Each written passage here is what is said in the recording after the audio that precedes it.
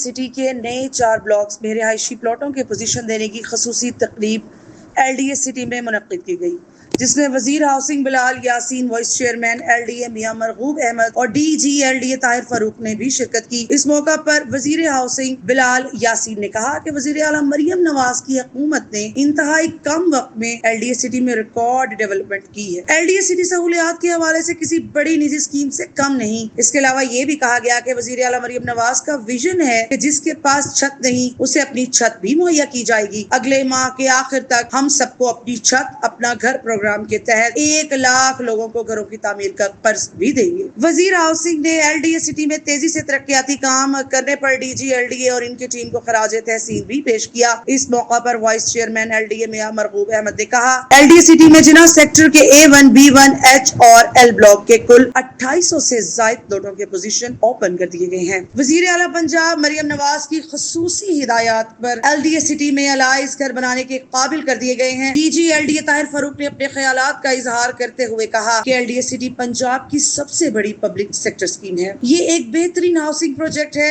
اس کے علاوہ انہیں یہ بھی بتایا کہ نیلم روڈ کی تعمیر سے L D A city Johar Town سے چند منٹ کی مسافت پر بھی ہوگی۔ وزیر ہاؤسنگ بلال یاسین اور voice chairman L D A Mian Marghoob Ahmad نے الائز میں پوزیشن لیٹر بھی تقسیم کر دیے۔ تقریب میں additional D G, chief engineer L D A, chief metropolitan planning, chief town planner اور director L D A city project director اور متعلقہ افسران نے بھی شرکت کی۔ وزیر ہاؤسنگ نے D G L D A کے ہمراہ ایل ڈی اے کے مختلف بلاکس میں ترقیاتی کاموں کا بھی جائزہ لیا۔